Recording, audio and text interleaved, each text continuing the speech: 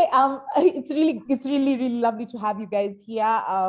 Beraccah, after soldiering through some real technical difficulties, thank you so much. And then Lisa and I have had such a wonderful chat this whole afternoon about different kinds of pets. We've looked at iridescent snakes. It's been amazing. It's really my pleasure to be able to host you on behalf of Strictly Silk on this panel on the perspectives of business, the business of music and performance. And we're really glad to be able to have the two of you. We were supposed to have Rachel Mikali here, who is one of the forerunners of the Pussy Power Festival, but then she's not here right now. And we'll miss her, and maybe we can catch up with her a little bit later. But maybe for now, where we can begin is for you two to kind of introduce yourselves, and we'll start with you, Beraccah. Just kind of introduce yourself and say kind of where you sit with regard to the whole conversation on the business of music and performance. Well, hi everybody. My name is Beraccah Kisia, and I am a musician and a performing artist. I studied music at the college level, and it allowed me to kind of dive into the profession on so many different levels. So I work as an events and marketing coordinator at Distant Relatives in Kilifi, and I've been performing for more than 15 years now. Yeah, and I've had the chance to create a platform for artists here in Kilifi. So yeah, I'm excited to get into this conversation because I think there's a lot of knowledge that we can all share and see how to advance the economy of upcoming artists in the music industry. Yeah. Thanks so much for sharing that, Beraccah. And it's wow, 15 years of kind of loving and growing in music. That's incredible. That must have been such a journey for you. Thank you so much for being here, and we're really excited to jump into this video. Maybe we can hear from you, Lisa.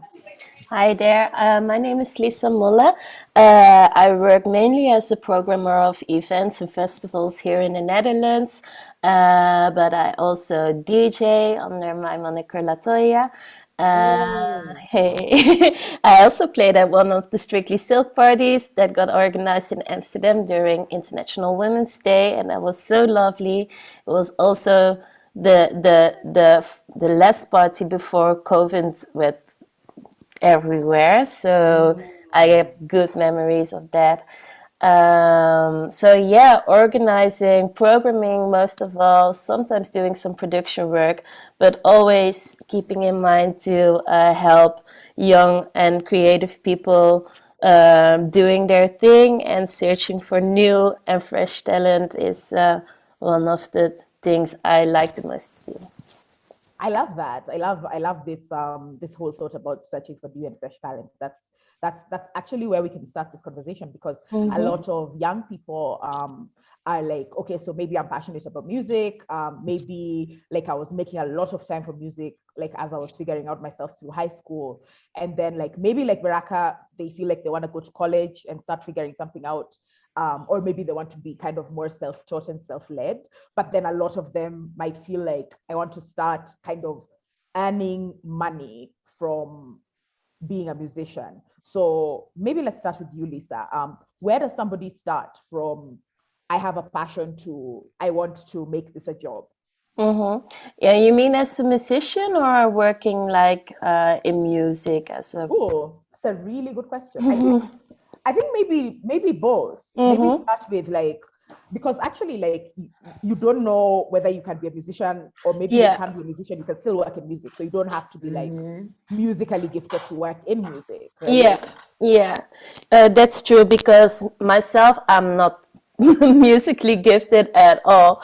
I can play tunes, but I don't make music. Oh, by the way, I also forgot, it's very important with my introduction, that I also am one of the main runners of Stranded FM, the online radio station here in Utrecht, and I think that I'm going to tell a lot about it, so that's that. But Yeah, making money out of it took me a long time actually. Even during studying like music management, I always was doing volunteer work at pub venues or festivals, or even when there were artists who needed like a manager and said, "But I can't pay anyone." It's like, yeah, I want to learn myself a lot. Uh, just How do you say that? Yeah. That's why I chose when I was younger to do a lot of volunteer work and do things for free actually, but also to extend my network and to let people show my face and to know about artists as well. So that's where it started for me. And then after that, when people recognize you, then they can offer you paid work. So that's how it started for me. But as an artist, I do think you need to stay uh, uh, online. You can earn some money, of course. Maybe if you make music, for example, if you are a producer or a musician, sell your music online will work, of course. But I think we will talk later about it, how you can do that. But do through streaming services, for example, but also selling your music via Bandcamp or something like that. I think that are the most common ways to earn money, but also playing live. But yes, before you walk the road and you can come there on that stage, there's a lot of things that need to happen first. So Yeah.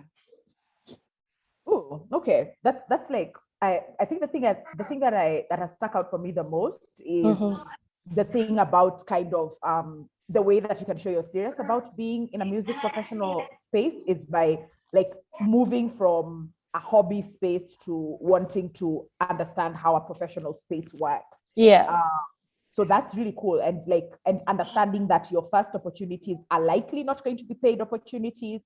You have to kind of walk in there and ask somebody to take a bet on you, and that you bringing your own self is going to be useful to them, but in a way that wouldn't take away from them.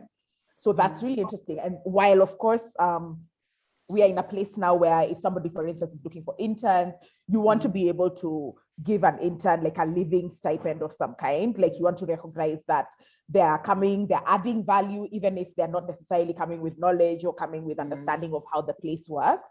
But definitely they're not going to be starting from on top, because yeah, that the space works differently. That's really cool, Lisa. Thank you for sharing those thoughts. Beraccah, what are your thoughts with regard to how does somebody begin thinking about themselves more professionally as opposed to being kind of a hobbyist? Yeah. I would say, firstly, honing at least speaking from my experience, I think being able to hone my craft and really develop it, like become an expert, as it were, in what I do, has lended me an edge that's been really valuable for me as an independent artist. So that I know, like, whoever hires me for a show or any sort of music engagement, they're assured of a quality, that they're assured that what the quality of what I'm gonna put on is going to be absolutely high grade. Um, so I think that's something that's really given me an edge in as I started off in the industry, because of course you got to start from the very lowest level. I think my mother always tells me not to be afraid to start from nowhere, and from nothing. And I think starting from the absolute like bottom, having an expertise in your craft is like very valuable. Aside from that, building networks has also been something that really advanced my career and my ability to like create a livelihood for myself through music. So I remember in the first days when I first graduated university, I would go to a lot of these creatives garage events that were the creatives garage had this thing called Friday night cookout, something like that. So it was like a chill out or something like that. But we would go to this every Friday, and we'd have this opportunity to network and meet other artists, collaborate. And that really allowed me to create warm relationships with promoters and um, people who are like at the capacity to pay me. Because I realized a long time after a while of working in the industry, I realized that having 4 million followers on Instagram is not necessarily the way that I like what works for my brand, because I do music that's alternative. It's not something that the Kenyan market is necessarily accustomed to, but people really do love it. So promoters and venues know that if they book me for their show, it's going to be an incredible show no matter what, despite the fact that not everybody knows my name. So I realized like forming warm relationships with venues and promoters and even the like media bloggers, everyone that I meet is a potential is a potential audience for my work. So I think I've had the joy of enjoying that like for years now, where I have great relationships with clients and with venues and all that. On the other end, not just as a musician, but as a professional working in the music industry, I've realized that diversifying my skill set and my interests has allowed me also to tap into different parts of the market that are in need. And my dad always tells me to like ask the question, what is the market wanting? Like, what is the question that the market is asking that I have the capacity to answer? And a lot of times I realize that sometimes the market doesn't need me to be a performing artist. Sometimes the market needs me to be an event promoter or a graphic designer or a friend. And these things allow me to tap into different areas of my economy that I wouldn't be able to do so if I was just a musician. So, for example, when I first got out of university, a skill that was very important to me that I gained in uni was being able to teach music. So when I don't have gigs, I'm able to teach other people music, and that's an income that allows me to survive the low seasons, like in January when there's no gigs, or when people don't really are not really interested in alternative folk punk music. I know I can teach guitar, I can teach piano, I can teach flute, I can teach voice. They're like all these instruments where I've been able to gain expertise, and I can lend them into different areas of my entrepreneurial pursuits. And then lastly, I think being able to step outside of my comfort zone and travel has given me an insight and has allowed me to access a lot of the market that previously I would not be able to access. So, for example, I used to live in Nairobi, where there's a lot of competition when it comes to music, because it's a very diverse city.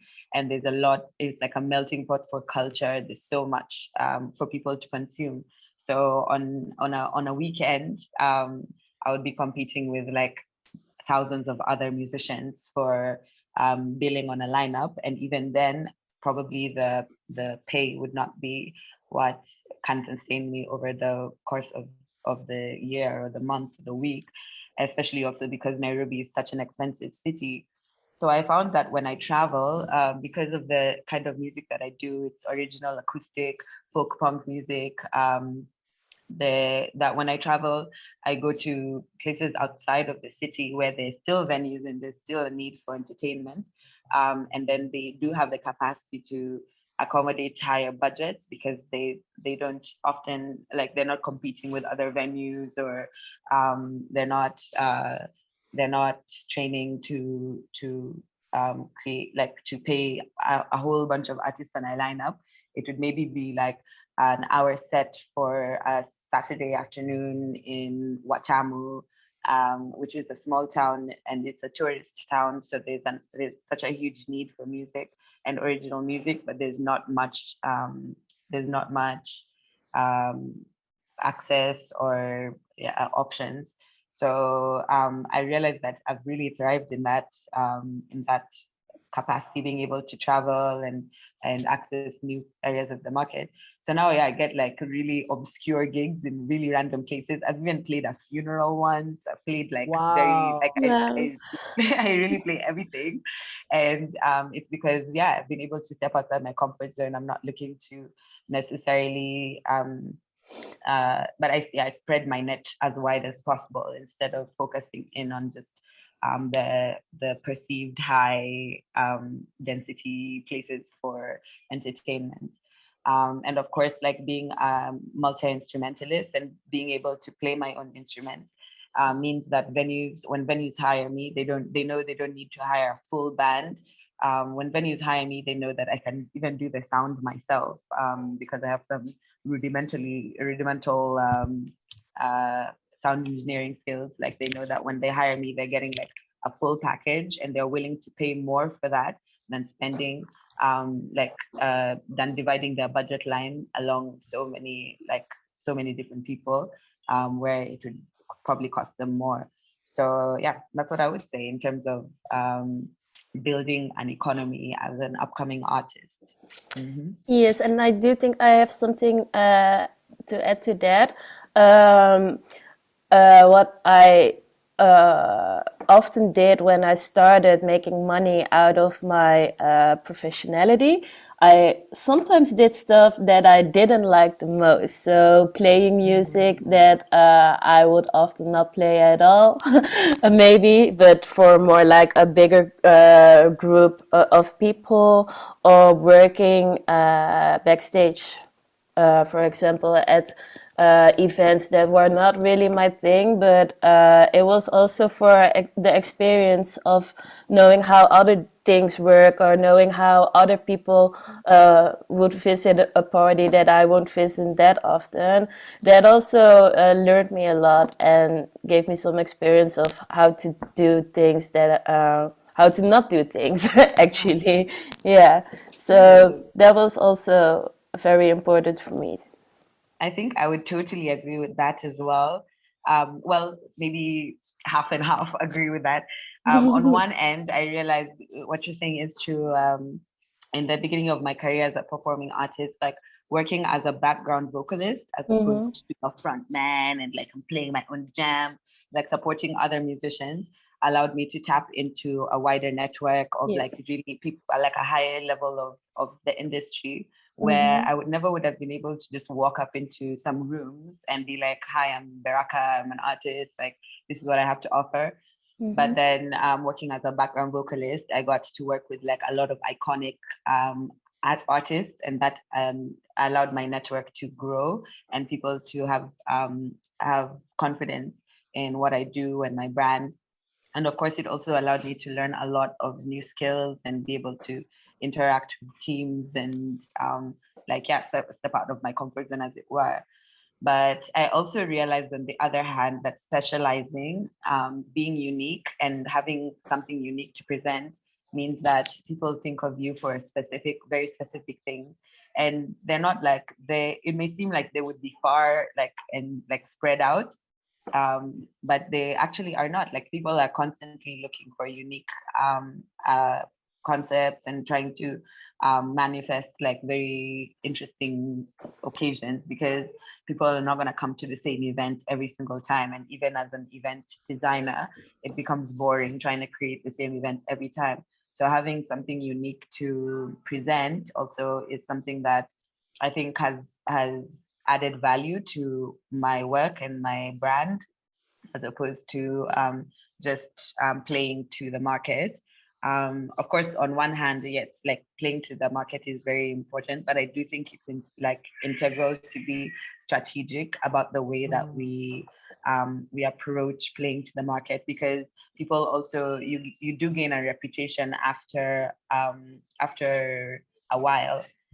For example, in the beginning of my career, I made the mistake of like playing free gigs is all well and good when you're doing it for exposure, but I think that I did it to a point where I gained a reputation as somebody who takes free gigs So people would only call me when they know that they don't have to spend, they don't have to allocate a budget for me.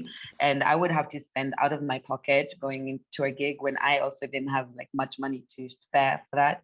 And I go to a gig and I don't even have food or drinks or anything, that I'm just there to perform. And at a point it was not sustainable. To a point it was really, it gave me an advantage, but to a point it became a frustration for me, because this is my livelihood, and it's not easy. It's all well and good to put on a good show, but then how do I also benefit from it? So I do think it's important to be cautious at the level of which we play to the market. I think it's important at like for some time, and also, for example, if somebody hires you for a wedding and they're like, this is the song I want for my wedding, or this is the kind of vibe that I'm looking for, I think those are important things to consider. But also, I realized that my value has really increased, because now people call me because they know that I'm going to be singing my original compositions. They call me because they want something unique. And here in my current market demographic, like hotels and all the venues that are currently booking me, like they don't want people who are coming to sing like Jambo Bwana, Habari Gani, like, you know, these like typical touristic songs. They are so sick of it. They're absolutely sick of it. They want something new and fresh, and something that will entertain their audience and that will bring people back to their venue, because they know that they want their venues to be known for something that's interesting and new and weird and cool. So I think it is important to be cautious about how we present ourselves in the music industry, for sure. Beraccah, I want to kind of rewind to the moment when you are like, and now I cannot continue playing for free, because that's actually one of the questions that we had to kind of explore for today. It's like, so how do you begin to put a value on your work and kind of trust that the audience are gonna pay? And then you just kind of hold fast to what that value is. And Lisa, will hear from you the minute we've heard from Beraccah. I think a journey that I've gone through, and I'm still acclimatizing to this process, is understanding my worth. I need to know what my worth is. In the beginning of my career, I don't think I had such a strong like grasp of what my worth is. But now when I look at it, like I'm a classically trained musician. I have performed at more than like 500 live shows. I have really strong networks, and like the quality of my work is top notch. Like these are things that I use to guide my my rate, as it were.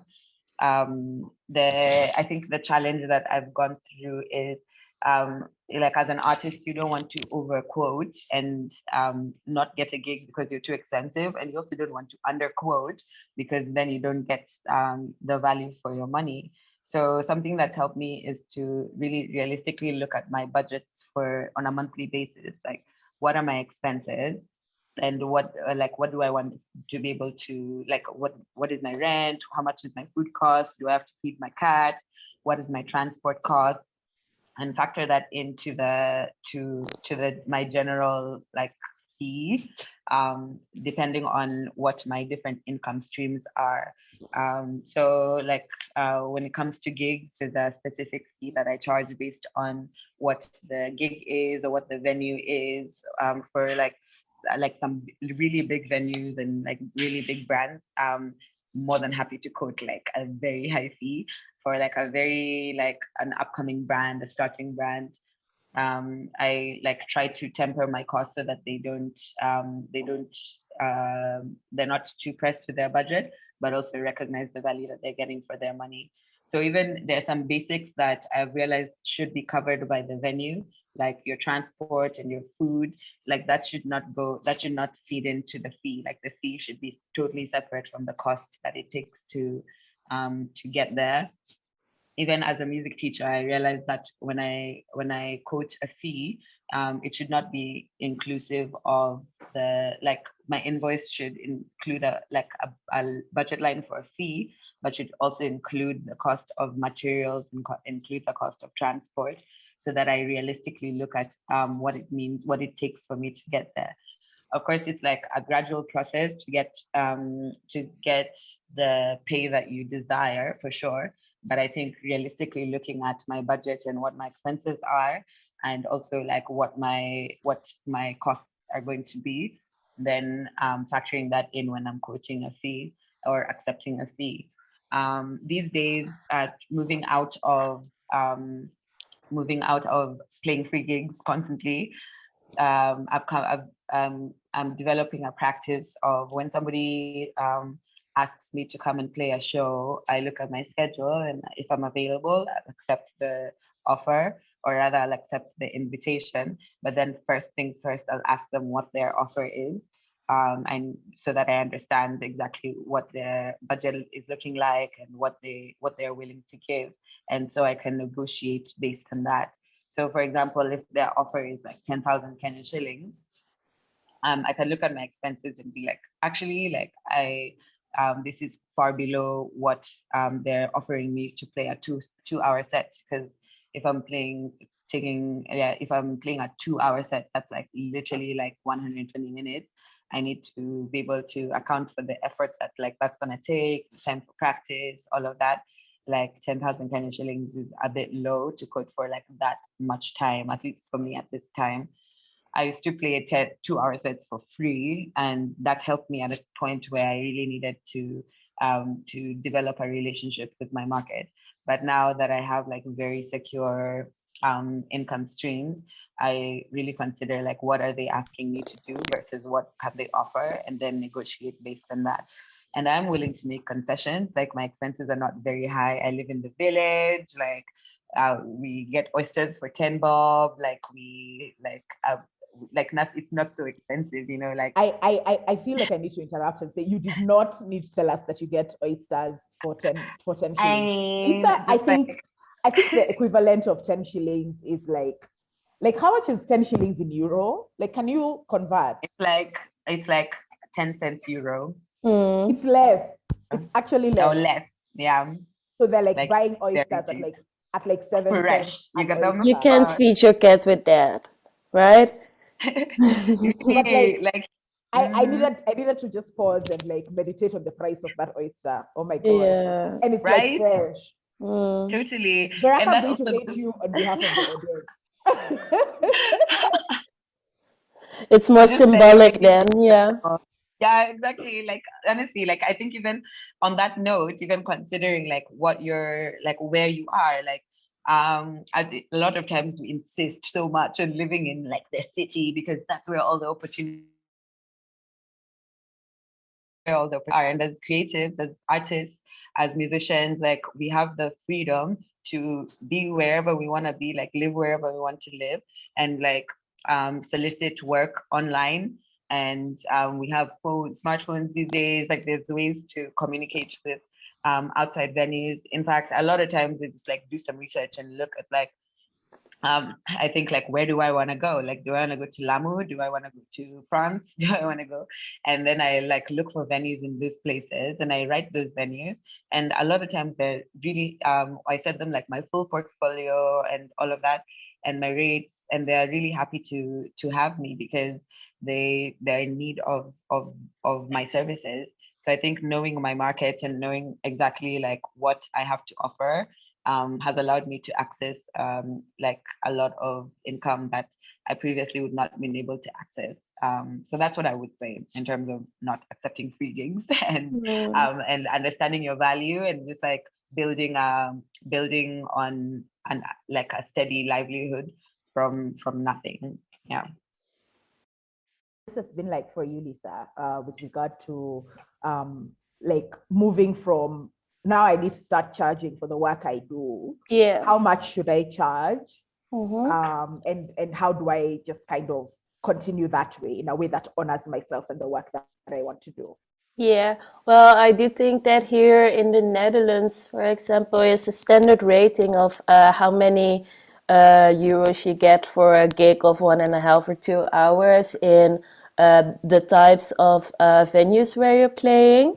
And when people get lower than that, you can always ask for an explanation why and when people get higher of that, you immediately say yes.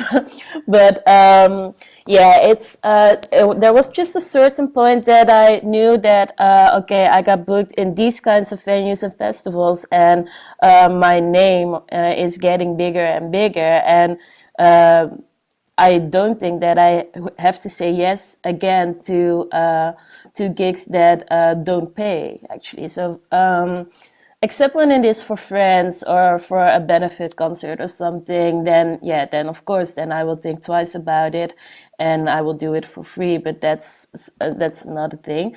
Yeah, it's also that you have to think, okay, you give yourself prepared time. There's a lot of hours getting into organizing a gig, so you have to take that with it as well when you have to think about your worth and your value in terms of yeah, in when you think about it, how many money you can get. So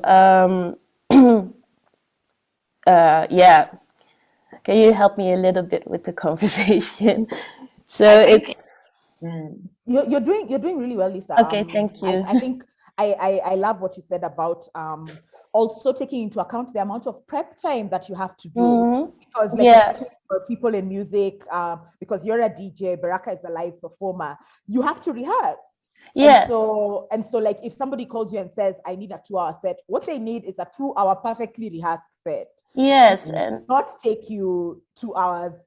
it's not that I just bring my USB, plug it in, and play a set. I want to know beforehand what I'm going to play and what I have to take to know, to get to know the venue or the organization, to know what will fit perfectly, what sound will fit there, and what the people who go there as a visitor, what they would like. So that also takes time. So I always bring that in my fee. And as working as a music industry professional, it's actually the same as an artist, actually, because I know, okay, I've worked at different size of venues or festivals, and now I know, like, oh, that were big organizations and they pay me well. But if a smaller organization is asking me for my knowledge, then I have to think twice about if I want to do it for free. And yes, a conversation is free. I can chat with you about the things that I know, but if you need hours from me, then I have to charge you. yeah, I think that's so important to notice, because like what we do, what we have is valuable. Like the knowledge we all have, the experience, our unique experience, each of us as human beings, is so valuable. It's an insight into a whole other world. You travel through the experience of other people, and knowing the understanding and like being able to claim the value of that is very important. My therapist is always like reminding me that my worth is something that I decide. Like that's what I decide. Like if I decide I'm worth free gigs, then that's a decision that I've taken. And I've really been inspired by, as an event promoter, coming out of COVID times when there was like absolutely no money to pay artists. And I send out an invitation for an artist to come and perform at my venue, and they would quote such exorbitant prices, and I'd be like, I have no idea how I'm going to match this. But eventually, like the organization, when I present my budget to like the upper management, and they're like, actually, when you look at the how we're balancing the cost of it, how we'll recover the cost of this event, it actually does balance out, because the value that they're bringing is something that will draw people to our venue. They'll make sales of the bar and the restaurant, or off ticket sales and things like that. So I've learned from other artists as well how to determine my like claim my value and stick to it, so that I don't get taken advantage of. I would say even at the beginning level, like as a starting on a starting level, I don't think that artists should be accepting free gigs. Like I think unless it's like a talent concert or you're doing a competition or something, I do think there's some value that we should be getting from it. And I speak of value not just as money, but even as an experience, as more networks. Like we should be able to see, like, think strategically, like what is the value that I'm getting from this, instead of just like I get to play my music. Because as musicians as well, like we love what we do. Like it's such it starts off as a hobby and something that brings so much joy and a release and like a getaway from the general struggles of life. And then at a point, it's also your livelihood. So I think at some point, being able to ask the question, like, what is the value that I'm getting from this experience? If there's no value, then I should be able to know that, like, this is not something that I align myself to just because I have the time. I also have time to do other things. But like being very principled in that way, being like, this is the value that I'm getting, and I'm not going to compromise that at all, and deciding my worth, being like, this is what I'm worth, and I'm not going to accept anything less. Beraccah, I love what you said about kind of allowing other artists to guide you with regard to being able to decide what your worth is going to be, because sometimes like we can have such, we're unable to see some things when it's you, when you're inside the thing yourself, you're unable to see it, but then people from outside are like very clear, or they're like, we feel like you should actually be starting here, or you shouldn't take this. And listening to fellow artists can be amazing in that sense.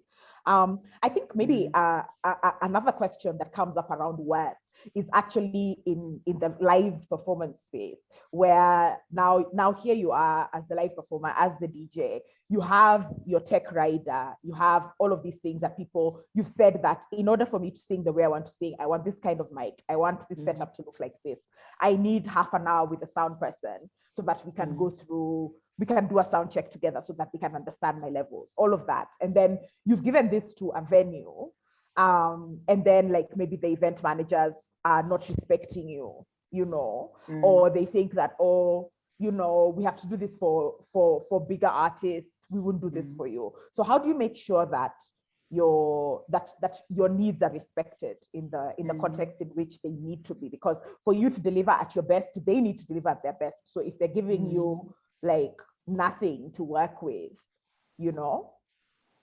maybe let's start with you, Lisa, and then we can move to Beraccah.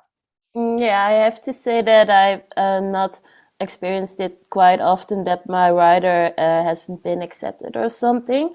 And if the setup is different than what's in my rider, they always tell it me beforehand. So that's nice. But I do expect from the organization or the venue that they will listen and check what I need to give my best performance, because if I don't have that kind of stuff, how will they expect that from me? And they want me to perform at my best as well, right? Because it are their visitors who are paying for a ticket. So yeah, and it's also that I don't want them that they can't leave me there with stuff or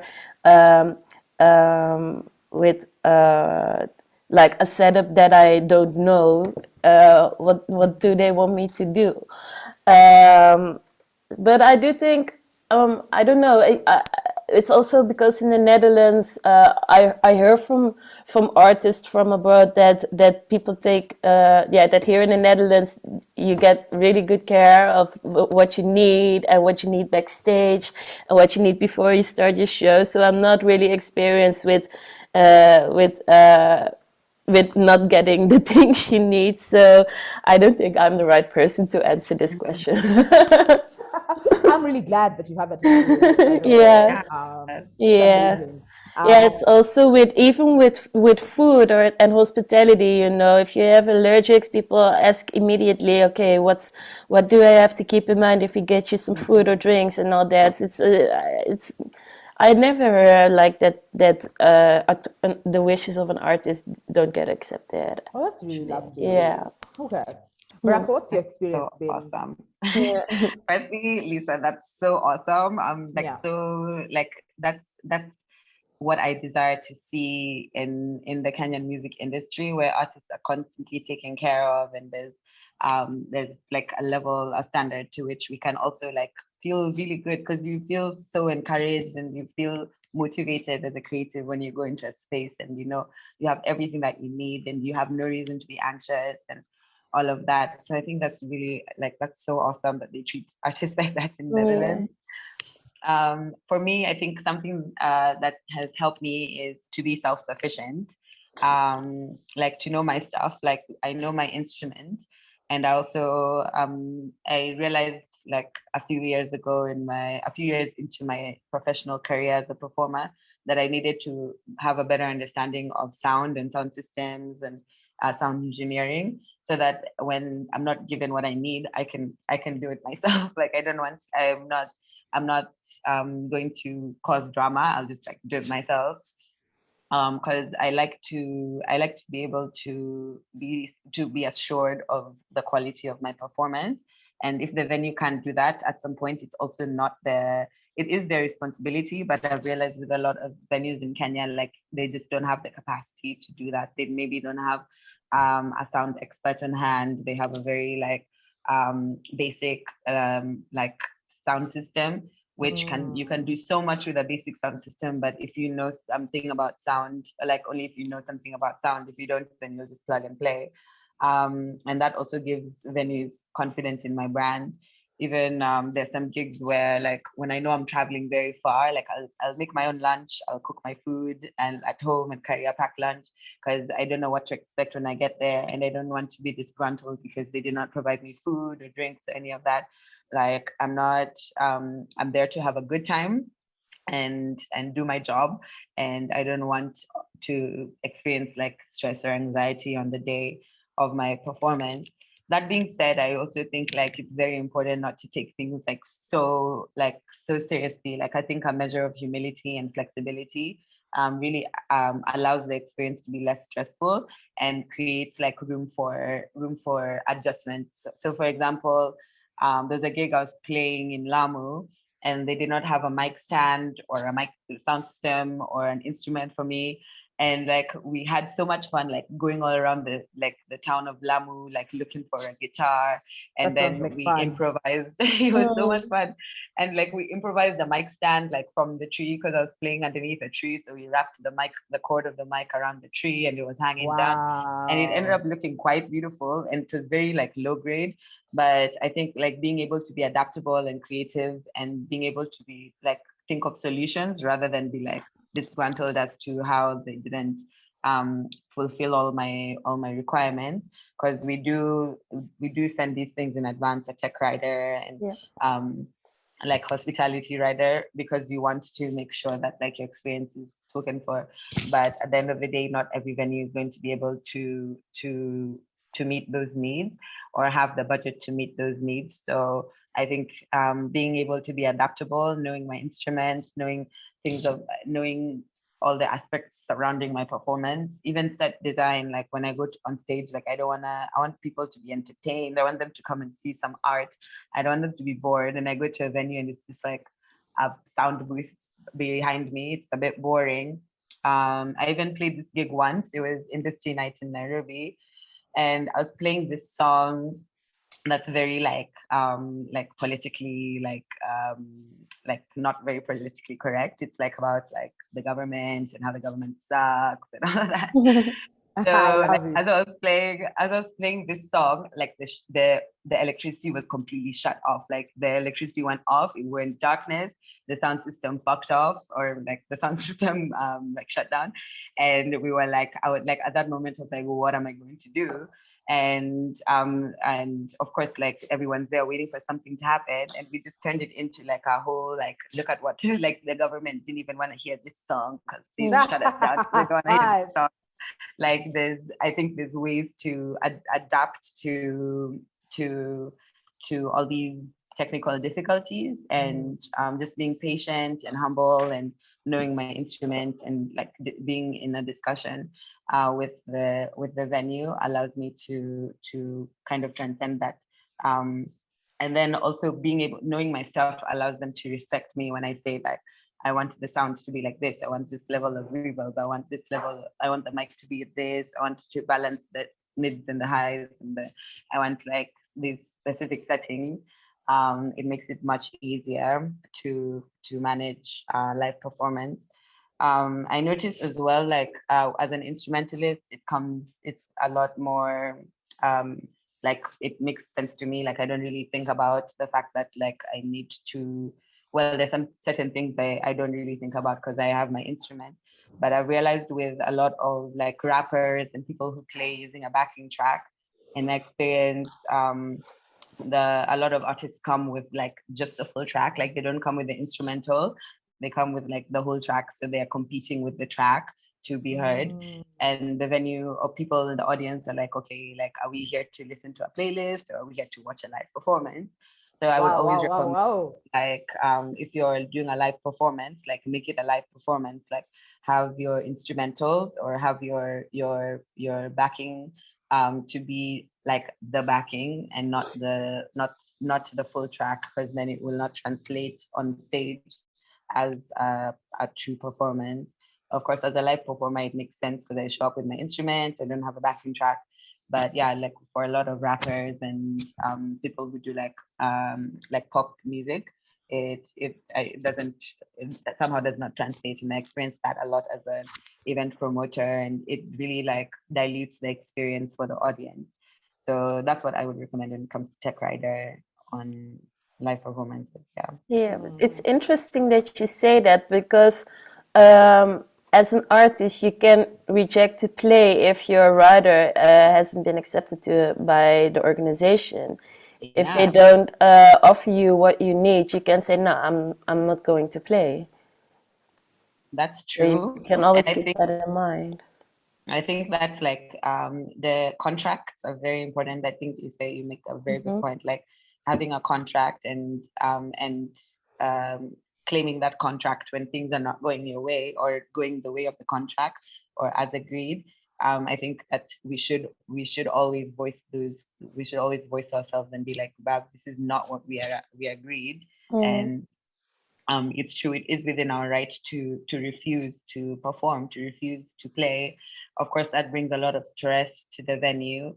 And as an entrepreneur, as a freelance musician, I think like maintaining like a warm relationship with my venues has been very important. So I always think like before I terminate the whole experience, before I'm like, I'm out of here, I try to see what we can do together and have that conversation, like what can we do to make this work? And if nothing can be done to make it work, then I'm like, well, I'm within my right to refuse to play. And I think it's very important for artists to claim those rights. Like we have a contract, let's stick to the contract. Though at the end of the day, there's also a relationship that's very it's very volatile, because at least the music industry, the entertainment industry in Kenya is quite a network. Like everybody kind of knows everybody, and people do talk to each other and recommend artists based on experience and all of that. And building a reputation is very important. So I try to see like what I can do to maintain the integrity of my brand and without compromising my experience as an artist. Like, am I refusing to play because of my ego, or am I refusing to play because I don't have the tools that I need to play? Or it's not that I'm even refusing to play, but is it like it's impossible for me to go through with this gig because of certain like difficulties? Because I think like if it's absolutely impossible, then that's when I won't do it. But if it's possible for me to adjust, like I'm gonna do the best I can do, because the word that will get around is that this was really difficult, but Beraccah like really did her best. She put in all the efforts to make this work, and that will increase my value to other promoters. They'll be like, okay, we'll hire her for a gig, knowing that she's capable of doing so much more than just like being a musician, and she's able to take care of herself. She's creative, and all of these things do get around. It's part of building my network and my brand. But yeah, I try not to leave the place with I try to leave these experiences better than I found them, or like create a solution before I refuse to go through with something. because I think there's always ways that we can adjust and make concessions. But I also think there is a limit, like you're saying, there is a limit, and we should be aware of that limit and claim it. Mm-hmm. Lisa, there's something that you're thinking. No, I'm just listening. Oh, okay. I mean, I guess that's definitely true, especially when both you and the venue are coming from a place that's quite pure. But then there's also places where, for instance, you know that the games are ugly. So, like for instance, with a bigger artist, they'll have gone out of their way to meet this person's rider. So it's your rider that they feel they can disrespect. Yeah. And so that's why I really like what you said, Beraccah, about knowing that honestly there's a limit. And so if the limit is one of respect, then it becomes, very tricky. But then definitely if people are willing to meet in a place where there's openness, there's many possibilities, even where something looked like it was really going to be a mess, and then it can turn out really beautifully. So I definitely agree with what she's been saying. I think I want you guys to kind of wear your event organizer hats now and kind of look at these things from the point of view of now you're the manager of this experience, right? You're managing artists on the stage or live performers, and then you're also managing the experience of the audience. And I wanted to ask you, what are the things you have found that audiences are willing to pay more for? What has been interesting for you with regard to the audience are like, yeah, we definitely pay more for this, or this was amazing. If you were to do it again, we'd be happy to pay more for this. Maybe let's start with you, Lisa. What have you found that audiences really appreciate and are happy to pay more for, are happy to come back for? Because sometimes it's not even just about payment or money.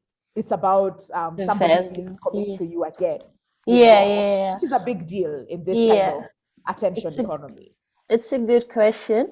I think an easy answer is a lineup, of course, where people want to pay for. If you have a nice headliner or an artist that people do like or doesn't come in your area that often, then they are willing to pay for that and come to your party. But what I also experienced with one of the parties that I organized with my friends is that people are really interested about if there's a new and exciting venue coming up, if they want to do something there, especially in the city where I live. There are not that many venues that are like for more underground parties. So when we do something weird in a place that is not often used for as a music venue or a party venue, then people really like that, and they think, all right, oh yes, that organization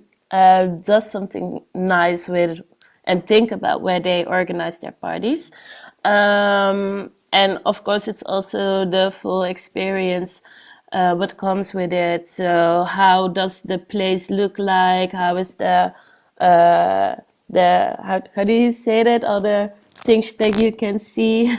The decor. Decoration, yes. Yeah, yes. That adds up. And and I also think that does something to the vibe and how people at the space or at the event interact with each other. So yeah, if you can offer like a nice time to the people, then the people are definitely think about, okay, I can pay money for that. Yeah. Agreed. I think like the decor, the experience, something that's interesting and different and cool is always something that audiences are looking for. When I'm designing an event, I always ask some key questions when I'm kind of forming my concept, and I usually ask like, what is my demographic that I'm trying to reach with this concept? What are their interests? Why would they come here, as opposed, or really like, how can I make this concept be something that speaks to their interests? And thirdly, what are their spending habits? So when I'm designing an event, I won't just like put on a big artist and expect everybody to come and pay 1,000 shillings entry for for it, or pay a huge entry fee, I'd look at what am I trying to achieve, and what kind of demographic am I trying to access with any given production. And then of course allow the like decor and the lighting and the lineup and all of that to align with, and all the budget lines to align with that concept, so that I'm not setting unrealistic expectations and really managing my own expectations as to how to put on a really good event. That said, I've realized that especially since the lockdowns of last year, the extended lockdown of last year, lots of people really missed live music. They missed going to a concert, they missed a party, and mostly they missed live music. People are like thirsty for some live music. So as often as I can afford it, I try to put on some live music, and especially even in the local community, I try to empower live musicians so that we can put on like really good shows for the community. Everybody wants to come and have a good time. They want to dance to some funk, some blues, some folk music, some benga. So I try to look at how can I give people that experience. In Kilifi, people love to party like like 4 days out of 7 days of the week. Everyone's I love at a it party, all on a of it. DAO, at a party, at a house, at a party.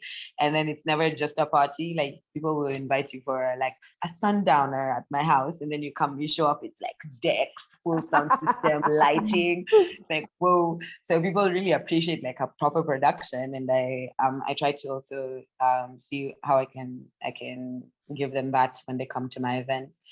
Give them like some really a cool DJ, some awesome decor, some interesting activities. I often put on like kids events, which has been one of my favorite things over the past year to produce.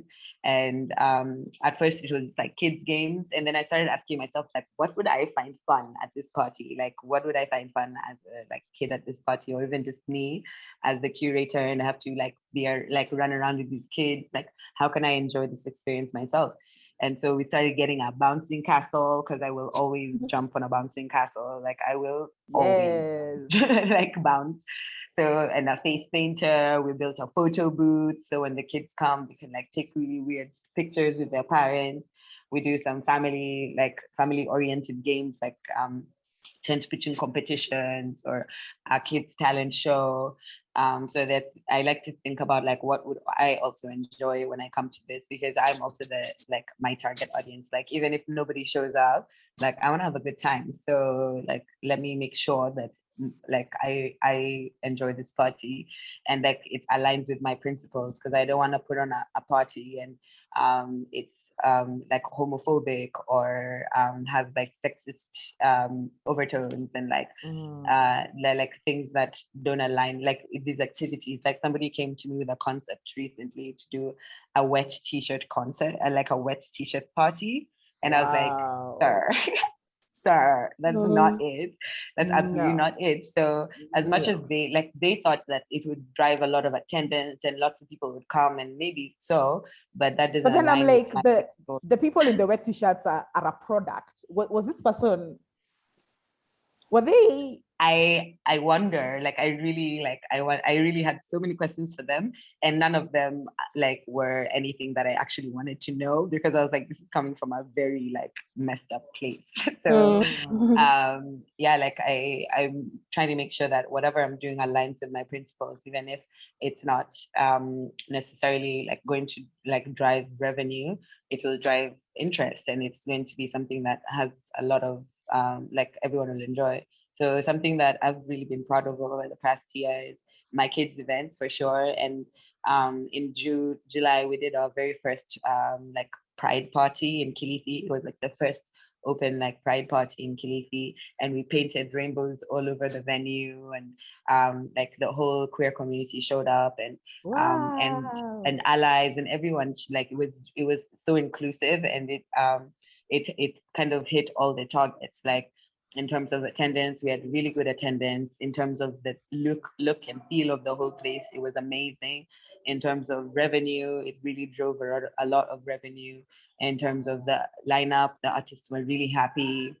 And of course, there were all these things that like stressors, like timelines and sticking to decor timelines, procuring all the things that I needed for the event to go smoothly, people showing up on time. Like there were all these different things that fed like some stress, that level of stress. But at the end of the day, it was super, like it was more than worth it, because it gave me an outlet to express like my own what I would want to be represented at an event like this. And at the end of the day, it also was something that the community like enjoyed, and it kind of hit all the targets. So I think, yeah, like I try to ask myself those key questions. What is my demographic? What are their interests? And what are their spending habits? And how can I build a concept that will speak to those people? And even in terms of marketing, when I market to them, like if this is an event for university students, I'll send somebody to Canvas and put flyers out in the university. If it's like a holiday market, I'll put up posters in supermarkets or places where I know there's artisanal vendors. If it's a kids event, I'll send posters out to schools or call parents within the Kilifi network and let them know that things are happening. So I think usually it's all surrounding those three questions. Yeah. That's amazing. I really love what you've said about kind of going where your audience is and asking them the questions and then kind of leaning into what makes the thing better for them. I think I want to just kind of follow that up with, so if you're looking for like somebody else to kind of sponsor the event, how does that affect your general event planning? And how do you go about getting and keeping kind of sponsorship opportunities? Maybe we can start with you, Beraccah. Yeah. So in terms of sponsorships and partnerships, I will look at the graphics that I'm trying to target and their interest. For example, if I know I'm doing a big event where I know, like a Mugithi event, for example, I want to like put on Mugithi, and I know it's gonna be like country folk music. And usually the demographics that are interested in that kind of music is like older Kenyan men. They like Guinness. They like to drink they like nyama choma, or like grilled meat kind of situation. So I'll try to make sure that like maybe I'll contact like a vendor like EABL or someone who would be interested in sponsoring that event based on the value that they'll see getting out of it, and kind of offer certain value points. So like some of my partners currently is like some radio stations. We have some media partners, because there's some up and coming radio stations and like TV stations that are up and coming in this coastal area. So they're looking for content, and that's something that I can provide with my event, and I'm looking for someone to promote my event, and they're willing to do that. Other times I look for if the artist that I'm working with is aligned with a certain brand, and we might look at asking the artist to approach the brand or approaching the brand ourselves and being like, are you willing to help us out with this event? And usually they'll ask for a proposal, and they'll ask to see a budget of what like the event is going to cost, so they can know where exactly their help will feed into the production, as well as also just knowing what I need, because sometimes again what I need is not specifically money. Like maybe what I need is like marketing help with marketing, or I need a case of Red Bull to give to my artists. So it just depends on also like what exactly do I need, and then I know how to voice that need in the proposal. So usually I try to like formulate a proposal and I send it out to all the various sponsors that I think would be aligned with the event that I'm trying to put on, or the production that I'm trying to put on. And sometimes they'll accept it. A lot of times they will not, because of also their own considerations. which is all right. Like, I think there's a lot of opportunities for sponsorship out there. Even the government, like a lot of times we look out for sponsorship from the government because they're looking for good PR. Like right now, we're coming into a new election season next year in Kenya. And that's the time when all the politicians want to give all the money to say that they did something good. So like at this time, we like at certain points we do, like with my venue, we align ourselves with like various bodies of the government, like the tourism department or the women's rep, or all these various legs of the government, and they do come in to help us in whatever capacity they can. So I think diversifying the scope of what kind of sponsors we're looking at, but also just knowing exactly what I'm trying to achieve, like what exactly do I need? Like I may not need to have like a condoms sponsor at a kids event. Like that's a bit much, Wow. you know. Like, I need to know. Like unless you're who doing it exactly- ironically. Yeah, like, your mistakes. Like, Oh my gosh! is there Wow. another feature? But yeah, like instead, like really look at what exactly do I need, and then target sponsors that can speak to that need, and also be realistic with my expectations and timelines, because I can't expect somebody to give me money for an event that's next week when I'm asking them for sponsorship now. Like I'd look like maybe at a quarterly proposal frequency kind of thing, because also a lot of brands look at their budgets on a quarterly basis, so they'll be deciding how to spend certain quotas based on what they have their budgets for the quarter. So yeah, I try to also align with those timelines so that I'm not too late. And lots of times I'm too late and they still say yes, or they give sponsorship to some capacity.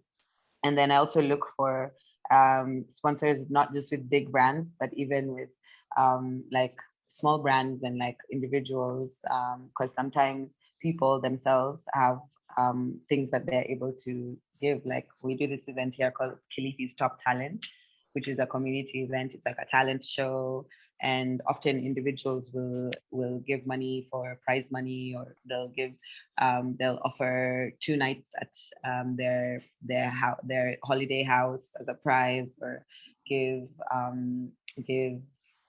like all sorts of things, mentorships. Even if that they were not able to give money, they will maybe we are able to sponsor mentorship and such things. So, or like or a free videography or photography or a recording session or things like that. So I try to leverage different things based on exactly what's needed, so that I like sometimes it's not so strategic to ask for money, but there are other things people can offer. Yeah. That's really cool, Beraccah. I also really liked that you kind of shifted it also away from like direct financial resources, because people can sponsor. It's just that they may not necessarily have money, but they have something else that could be of value, and especially of value to folk within the music and performance industry. So that's super great. Lisa, how about you? What has your experience been with regard to finding sponsors and keeping good kind of sponsorship relationships? Yeah, there's not a lot I have to add to Beraccah's story, because there are a lot of similarities that I found and heard. But it's also what I really think is important, that there are some brands who are really easy in accepting or giving you a sponsorship, but then the brand is everywhere and it takes over your whole event or your marketing. And that's always something that I want to get off. I don't like that. So it has to be a brand that fits my ideals and that fits the idea of why I organized this party. So that's something to keep in mind when I'm searching for branding or sponsorship. And I really loved what Beraccah told about that it's not only about finding money for your event, but also what can you do with another brand. But because sometimes it's more that you can do something more for the other brand than how do you say that? To Like kind of like an exchange. yes, exactly. And sometimes the brand has more. Yes, so I can also the doorbell ring, so that's why I was a little bit. I'm so sorry. But sometimes the brands, I can't find the right words for this.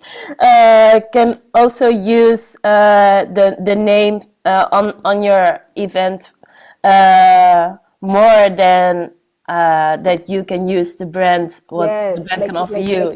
like you might actually be of more value to the brand than they Yes, are of value to you. exactly. That's what I Okay. meant.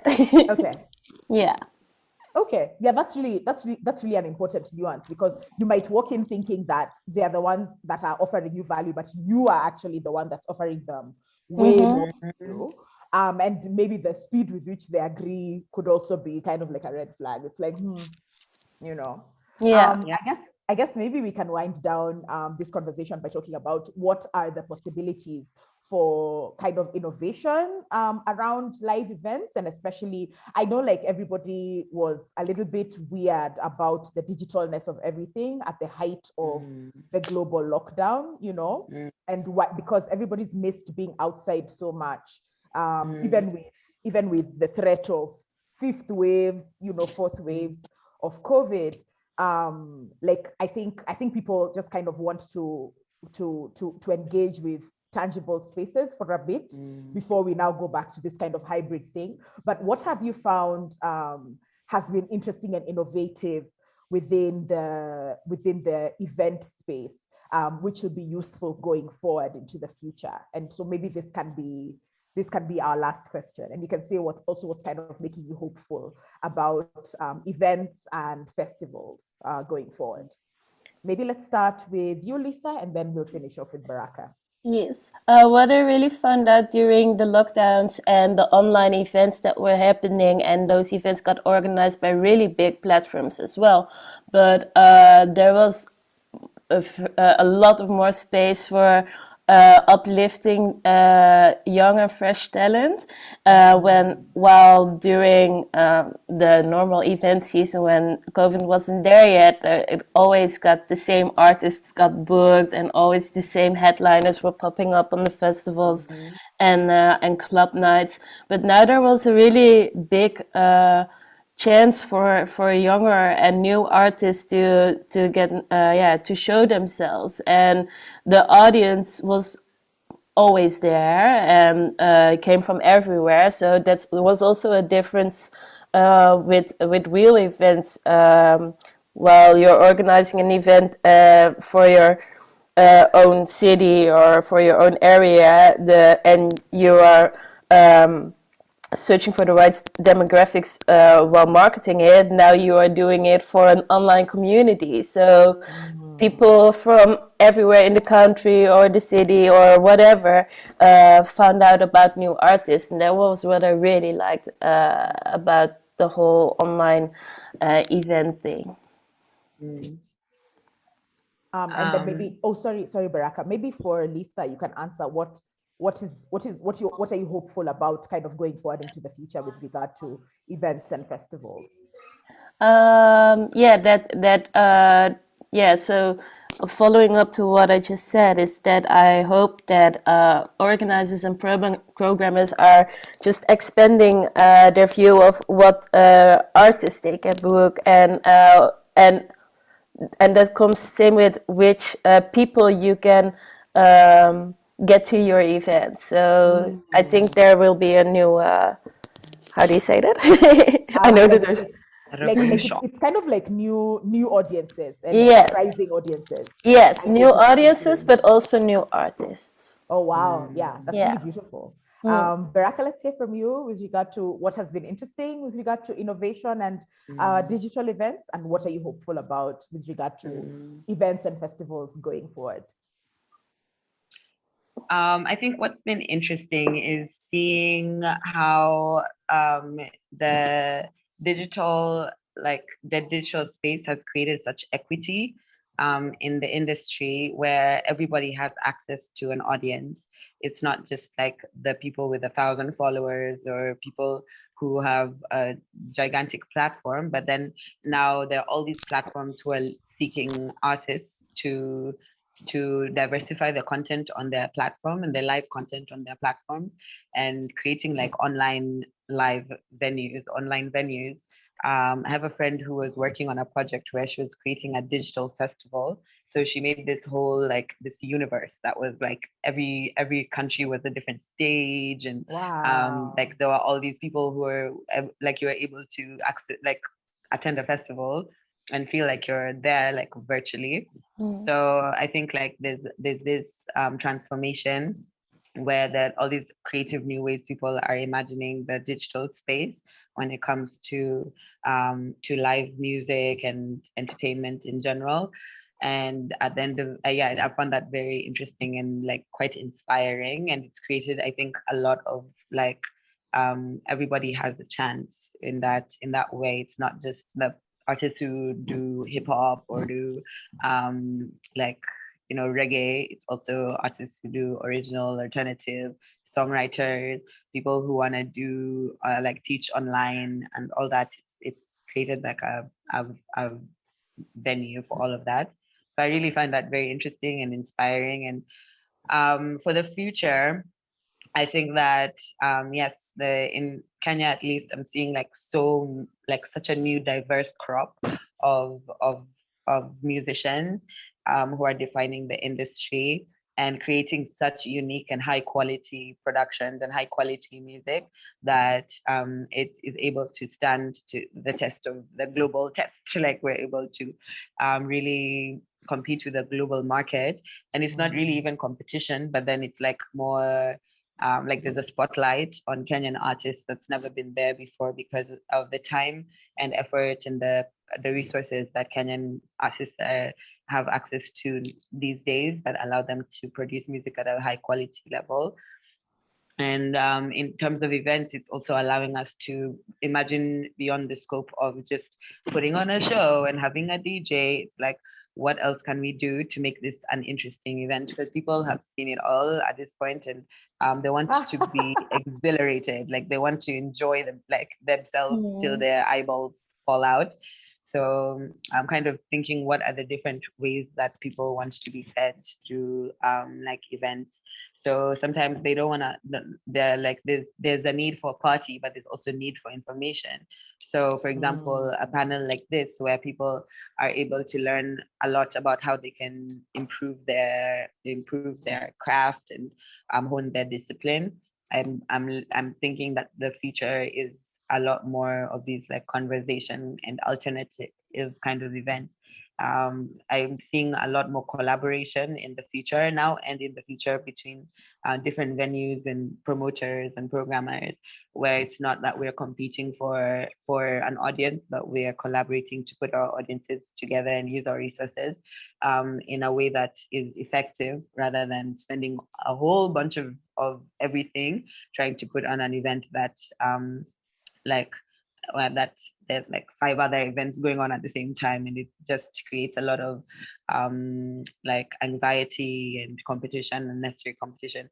So I do think that the event space is veering into a culture of collaboration, and that's really encouraging to me, because that's more of what I would like to see. And I also think that the promoters, because of after the lockdown, people are seeking more, like people really got into their music. People were discovering all sorts of weird things.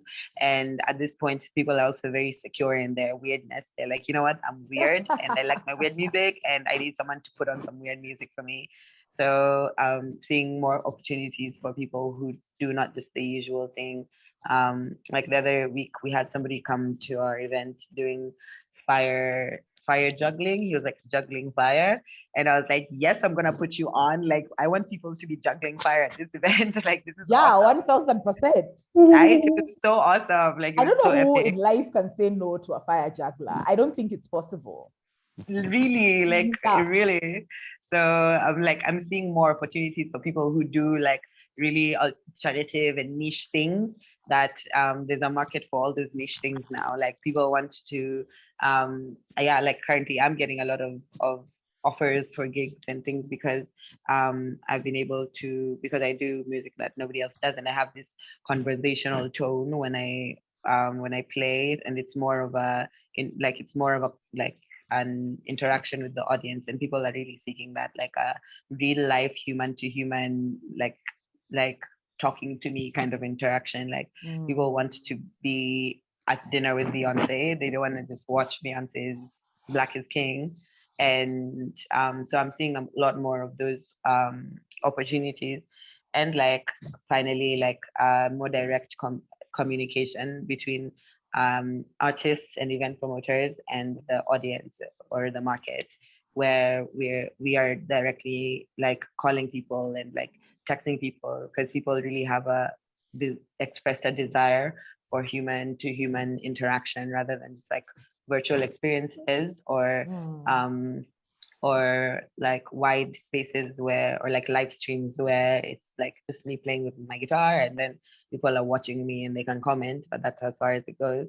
Like people want to sit with me in a room and have a conversation because we're in this together. So yeah, that's what I would say. That's really cool. Thank you so much, Beraccah. Those thoughts have been really, really lovely. I love how kind of multidimensional you went. Thank you so much, Lisa, especially for the lovely thoughts that you had, that people, like the audiences are new and the artists are going to be new, so it's going to be explosive. And then Beraccah was here saying audiences want to be exhilarated. I love that word. Thank you so much for sharing from both your experiences as artists as well as event producers, and from your absolute wealth of knowledge. It's been such a pleasure for us as the Strictly Silk team to kind of host you and hold space for you to share all of these beautiful, beautiful reflections. And we really hope that the end of this year and the beginning of the next will be really, really beautiful for you and bring to birth all of these beautiful things that you're hoping for. Thank you so much. Yeah, thank you also, Njoki, and thank you, Lisa. Thank you so much for your insight. I've learned so much from this conversation. Right? And I'm going Me too, yes. look up mixes, Lisa. I'm going immediately to the internet to look for your mixes. Both of you are amazing, and thank you so much.